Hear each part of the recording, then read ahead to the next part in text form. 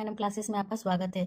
जो subject health promotion था उसका हम चैप्टर 2 पोषण संबंधी समस्याएं, ये ज़्यादा लॉन्ग चला जा रहा था तो इसको 2 पार्ट में हम बांटे हुए थे। तो फर्स्ट पार्ट हम पढ़ा चुके थे, जहाँ फर्स्ट पार्ट तक हम आयोडीन अल्प विकार तक पढ़ा चुके थे। आज हम सेकेंड पार्ट स्टार्ट करते हैं। भोजन में पोषक तत्वों की क्रिया एवं उपयोगिता। तो हमारे भोजन मतलब हमारे शरीर में पोषक तत्वों की क्रिया एवं उपयोगिता क्या क्या है। पोषक तत्व शरीर में विशेषकर क्रियाएं करने वाले तत्व होते हैं। भोजन में पाए जाने वाले प्रत्येक तत्व शरीर में विशेष क्रियाएं निम्न प्रकार से करता है। जो पोषक तत्व हैं, पोषक तत्व पता ही क्या क्या है, क्योंकि चैप्टर फर्स्ट में बताए हुए थे। Carbohydrate, fat, protein, vitamin, minerals, ये सब क्या है, पोषक तत्व हैं। फैट और कार्बोहाइड्रेट, फैट को हम लोग वसा कहते हैं, फिर कार्बोहाइड्रेट को हम लोग हिंदी में श्वेतसार कहते हैं। तो जो वसा है तो वो उबाली चीज में पाया जाता है, जैसे में तेल हो गया, घी हो गया, मक्खन हो गया, ये सब वसे मतलब वसा में के प्रमुख स्रोत होते हैं। और कार्बोहाइड्रेट के क्या हो गए, चावल, चीनी, कंदमूल, आलू, ये सब कार्बोहाइड्रेट के स्रोत हैं। और ये हमारे शरीर को क्या करता है, ऊर्जा प्रदान करता है। ये जो भोजन है कार्बोहाइड्रेट और वसा, ये हमारे शरीर को ऊर्जा प्रदान करने वाला भोजन है। दूसरा है प्रोटीन। तो प्रोटीन का मुख्य स्रोत क्या हो सकता है, मांस, मछली, कलेजी, सोयाबीन, हरे पत्तेदार सब्जियां, चना, ये सब प्रोटीन, ये सब प्रोटीन पाया जाता है। लेकिन सबसे ज़्यादा क्या होता है, सोयाबीन में हम लोग जानते हैं, सबसे ज़्यादा सोयाबीन में प्रोटीन पाया जाता है। ये जो प्रोटीन है ये हमारे शरीर को विकास प्रदान करता है हमारे शरीर में। तीसरा है विटामिन और मिनरल्स, हमारे शरीर को सुरक्षा प्रदान करने वाले भोजन है। तो विटामिन में बहुत सारे हैं, जैसे ए, बी, डी, ई, के, ये सब विटामिन आते हैं। फिर मिनरल्स में जो मिनरल्स है उसमें आ गया आयोडीन, फास्फोरस, कैल्शियम, सोडियम, ये सब खनिज लवण में आते हैं। पानी है, वाटर, ये क्या करता है, हमारे शरीर को तरल और संतुलन बनाने रखने के लिए बहुत जरूरी होता है, इसलिए इसको पोषक तत्वों में शामिल किया गया है, पानी को भी।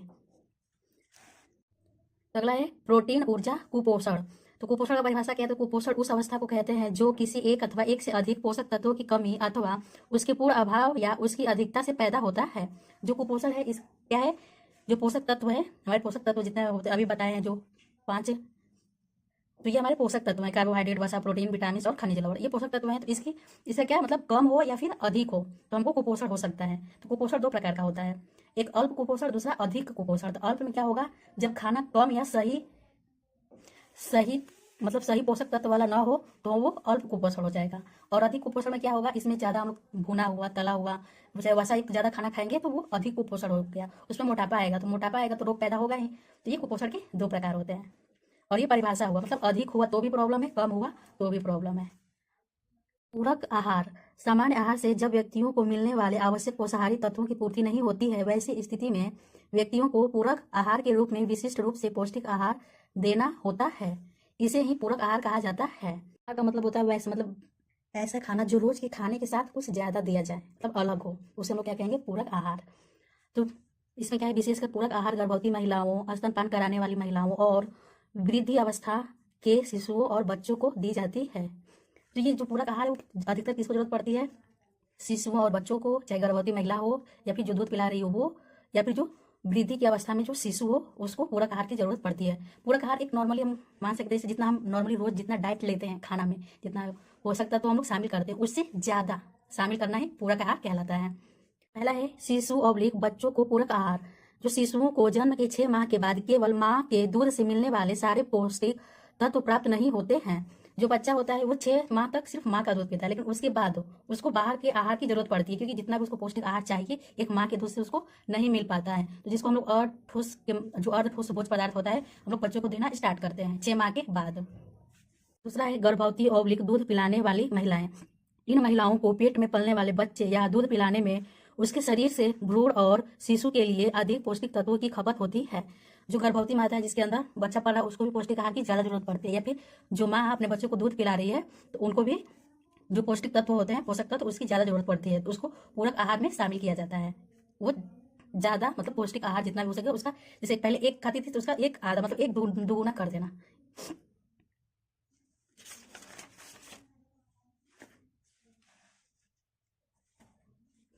तीसरा है स्कूली बच्चों को पूरक आहार। जो स्कूल में जाने वाले बच्चे हैं उनका क्या करना, पूरक आहार जो है वृद्धि अवस्था में रहने के कारण इन्हें विशेष पूरक आहार की जरूरत होती है, क्योंकि इन्हें मस्तिष्क के लिए अधिक ऊर्जा की आवश्यकता होती है। जो मस्तिष्क होता है, ब्रेन हमारा, उसमें हम लोग को अधिक ऊर्जा की खपत होती है। हम लोग स्कूल में जाते हैं, पढ़ाई करते हैं, समझना होता है, फिर उसका आंसर देना होता है, तो कहीं ना कहीं हम लोग का दिमाग ज़्यादा लगता है। तो ज़्यादा दिमाग लगेगा तो हमारे शरीर को पोषक तत्व अगर प्राप्ति रहेगा, मतलब हम पेट भरा रहेगा तो दिमाग भी काम करता है। अब वही अगर पेट खाली रहता है तो दिमाग काम नहीं करता है। तो इसलिए बच्चों को भी पूरक आहार देना होता है अलग से। महिलाओं में पोषणीय रक्त अल्पता, जो महिलाओं में पोषणीय रक्त अल्पता, अनीमिया जो होता है वो क्या होता है? तो महिला के शरीर में रक्त की कमी हो जाती है, जिसे एनीमिया कहते हैं। महिलाओं में आयरन की कमी के कारण ऐसा होता है। जो महिलाएं होती है उसमें आयरन का अगर कमी हो जाता है तो जो रक्त अल्पता रोग हो जाता है। इसके कारण क्या क्या हो सकते हैं? तो पहला है, महिला में प्रतिमाह मासिक स्राव होता है, जिससे प्रत्येक माह रक्त का नुकसान होता है। जो महिला होती है उनको प्रत्येक माह मासिक स्राव जो होता है, इसकी वजह से भी हर महीने में ब्लड हमारे शरीर से निकलता है। तो कहीं ना कहीं हमारे शरीर में ब्लड की कमी होगी, तो ब्लड का कमी होगा तो एनीमिया रोग हो सकता है।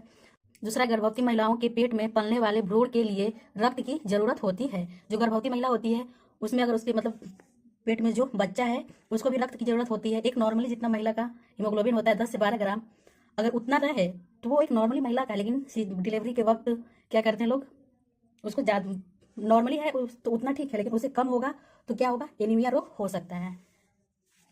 तीसरा है, कृमि द्वारा खून चूस लेने के कारण शरीर में रक्त की कमी होती है। कृमि की मदद से हुक वर्म जो एक होता है रोग, इन्फेक्शन, जो नग्न पैर शौचालय में जाने से हमारे स्किन के माध्यम से शरीर के अंदर चला जाता है, तो वो खून चूस लेता है। तो खून चूसेगा तो उसमें भी एनीमिया रोग हो सकता है। ये क्या है? कारण है, इस कारण से एनीमिया रोग होता है। महिलाओं में रक्त अल्पता का प्रभाव, तो इसमें महिलाओं में एनीमिया के कारण निम्न समस्या उत्पन्न होती हैं। तो वो कौन कौन सी समस्या है? गर्भावस्था के दौरान भ्रूण का उचित विकास नहीं होना। जो गर्भावस्था के समय जो पेट में जो बच्चा है उसका विकास नहीं हो पाता है। कब? जब महिला में रक्त अल्पता का प्रभाव होता है तब। दूसरा है, सामान्य प्रसव में बाधा, नॉर्मली डिलीवरी में अगर जो नॉर्मली डिलीवरी हो रहा है उसमें भी बाधा उत्पन्न हो सकती है। तीसरा है, प्रसव में चिकित्सीय समस्या उत्पन्न होती है। जब डिलीवरी कराने का समय होता है उस वक्त चिकित्सीय समस्या उत्पन्न होने लगती है। अगला है, सिजेरियन प्रसव की स्थिति उत्पन्न होना। जो सिजेरियन ऑपरेशन के द्वारा जो होता है वो स्थिति उत्पन्न होता है। एनीमिया की ये समस्याएं हैं। अगला है, शिशु मृत्यु एवं मातृ मृत्यु दर में वृद्धि होना। इसमें या तो फिर शिशु डेथ कर जाता है या फिर माता का डेथ हो जाता है। इसका निदान क्या क्या हो सकता है? तो निदान क्या है? तो पहला है, महिलाओं को रक्त जांच करवा कर सही कारणों को जानना चाहिए। जो ब्लड टेस्ट होता है उसके माध्यम से हम लोग सही कारण जान सकते हैं कि आखिर ब्लड हमारे शरीर से क्यों कम हो रहा है। दूसरा है, अगर कोई बीमारी हो तो उसका इलाज करवाना चाहिए। अगर वो महिला है वो उसको कोई ऐसा बीमारी हो तो उसका इलाज करवाना चाहिए।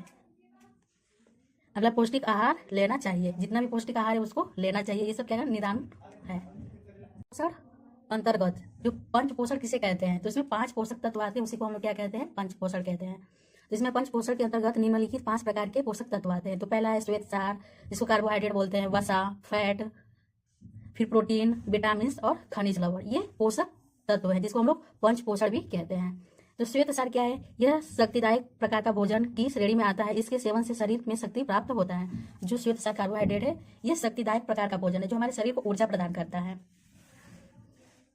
दूसरा है वसा, फैट। यह भी शक्तिदायक के भोजन की श्रेणी में आता है। यह वसा अम्ल को संतुलित बनाए रखता है।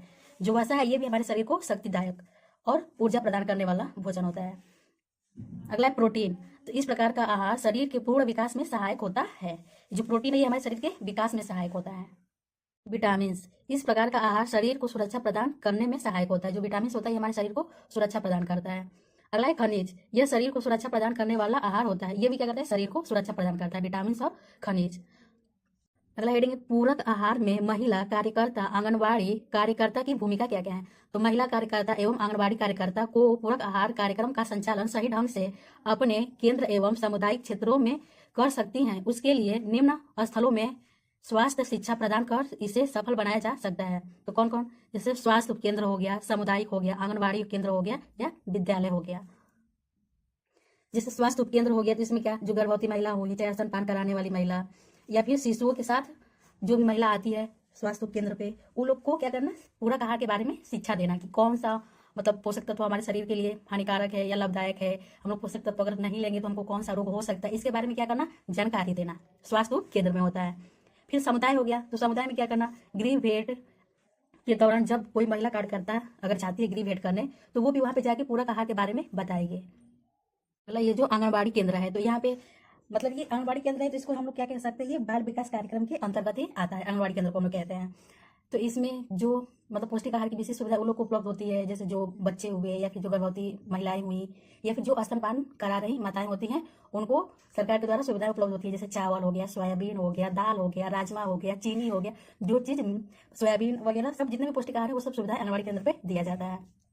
अगला है विद्यालय। तो विद्यालय में क्या होता है, तो इसमें जो महिला कार्यकर्ता होती है या पुरुष स्वास्थ्य कार्यकर्ता होते हैं, ये लोग जाके मिड डे मील प्रोग्राम जो होता है, मतलब दोपहर का जो भोजन होता है उसमें पौष्टिक आहार दिया जाता है कि नहीं दिया जाता है, इसका निरीक्षण करते हैं। और जो वहाँ के जो प्रिंसिपल होते हैं, जो स्कूल के हेड होते हैं, उनको पूरक आहार के बारे में बताया जाता है और समझाया भी जाता है। तो ये विद्यालय में कौन करेगा जाके, महिला कार्यकर्ता या पुरुष स्वास्थ्य कार्यकर्ता करते हैं।